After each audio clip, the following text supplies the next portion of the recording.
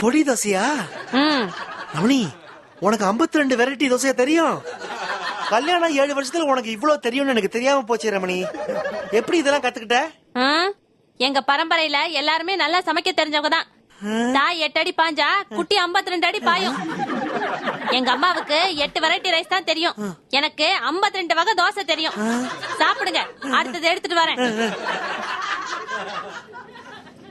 கல்யாண சமையல் சாதம், காய்கறிகளும் பிரமாதம், இங்கு கௌரவ பிரசாதம், இதுவே எனக்கு போதும்.